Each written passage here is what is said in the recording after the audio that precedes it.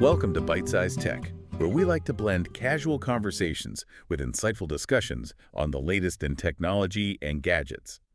I'm your host, and I'm joined by our amazing expert. Hey there. Hi, everyone. So, we got some pretty interesting headlines today. We got, like, blockbuster movies, AI stuff that's changing, like, every minute, and even some, trade war whispers going around. Yeah, it's a bit of a whirlwind, isn't it? But that's what we're here for, right? To sort of break it all down. Absolutely. So let's just dive right in, shall we? First up, we've got a story that honestly caught me completely off guard. You know Minecraft? The game. Yeah, of course. Right, The game. They made a movie, and it, absolutely crushed it at the box office. Like, really crushed it. We're talking $157 million domestic opening. Wait, $157 million? Seriously, I mean, I knew it was popular, but... Oh, yeah. It blew past all the predictions. Some folks were guessing maybe, like, $80 million tops. Wow, that's a huge difference. Yeah. So not only is it, like, the biggest movie opening of the year, but it's also the biggest opening ever for a video game adaptation. It is. It's a pretty significant milestone, especially when you consider how some other video game movies have fared in the past. Yeah, not to name any names, but there have been some real flops. So what do you think made this one so different? I think a lot of it comes down to the audience. Minecraft, it's a game for everyone, really. Kids love it, parents love it. It's got this kind of universal appeal that a lot of other games don't necessarily have. Yeah, that makes sense. And you can't forget the star power. They got Jack Black and Jason Momoa in this thing. I mean, come on. Yeah, they definitely don't hurt. Having big names attached always helps draw a crowd, but I think it goes deeper than that. This success might be a sign that Hollywood is finally starting to take video game movies, especially those aimed at kids, a bit more seriously. It's about time, right? Right. There's so much potential there. I mean, think about it. Families who have played Minecraft together, they can now go see the movie together. It's a shared experience. It's nostalgia. And it's a ton of money for the studios. Okay, let's switch gears a bit.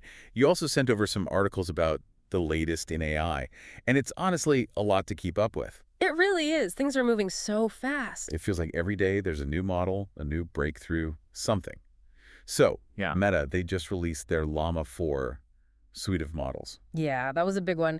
And there's a lot to unpack there. You've got Maverick and Scout. These are smaller models, relatively speaking, with 17 billion parameters.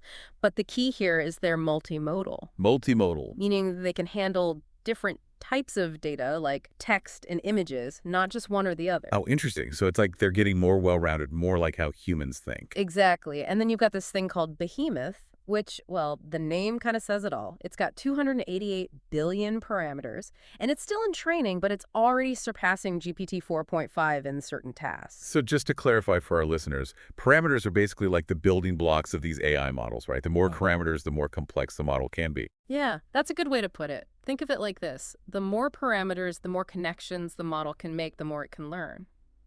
So Behemoth, with its massive size, it has the potential to be incredibly powerful.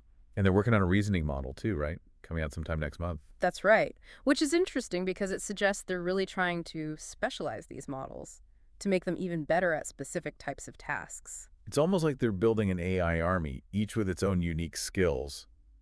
Okay, so there was some buzz about Maverick, right? That it didn't quite live up to the hype. There was a bit of that, yeah. I mean, still a very capable model, but it landed at number 3 in some rankings, with DeepSeek v3.1 still holding the top spot. So maybe not the game changer some were hoping for. I think it's important to remember that AI development is not always linear. It's not always about one model being definitively better than the last. Different models have different strengths and weaknesses. Right. It's not a simple ladder. It's more like a branching tree. Exactly.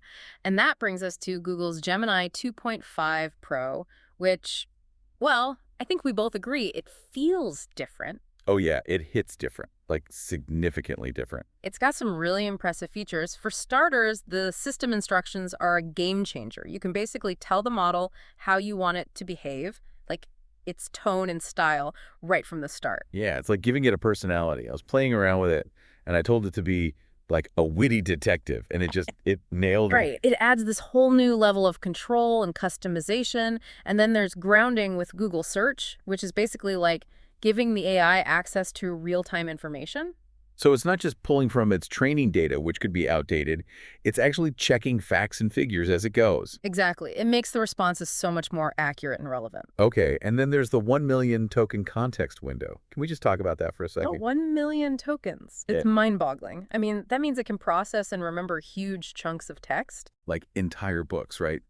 We were testing it with some really long documents, and it could recall details from pages and pages back. It's incredible, and it opens up so many possibilities. Think about summarizing complex research papers or analyzing lengthy legal documents, or even just having a really deep, meaningful conversation with an AI that remembers everything you said.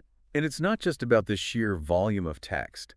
It can handle complex instructions too, like multi-step tasks. It can transcribe audio, extract text from images using OCR, even chat with YouTube videos. Though, pro tip for our listeners, if you upload the transcript of a YouTube video, it'll save you some tokens. And I love how it shows its thinking process. It's like you can see the gears turning. It's great for understanding why it gave a particular answer and for refining your prompts to get even better results. So it's learning, and we're learning. It's a win-win.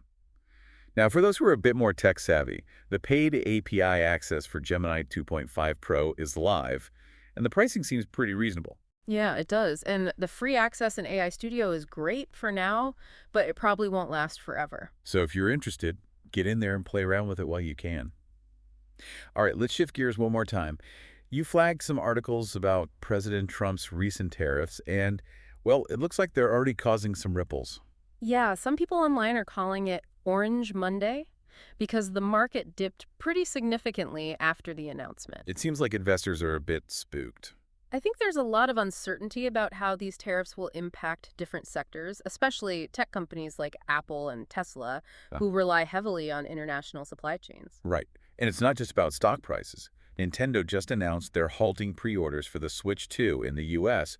because of these tariffs. Yeah, they were supposed to start pre-orders on April 9th, just a couple of days from now, but they're putting everything on hold to evaluate the situation. They're still saying the launch date of June 5th is on track, but who knows what'll happen to the price. That's the big question, right? Will they absorb the cost of the tariffs and take a hit to their profit margins, or will they pass that cost on to consumers? And it looks like some companies are taking a more proactive approach.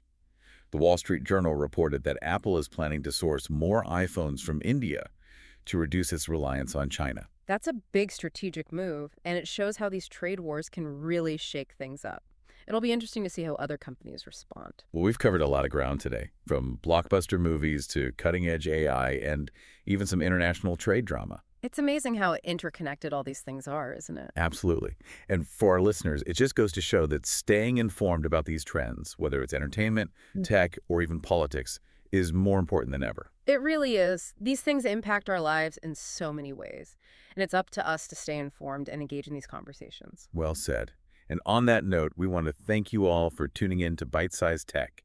If you enjoyed the episode, like, comment, share, and subscribe for more fun tech discussions. See you next time.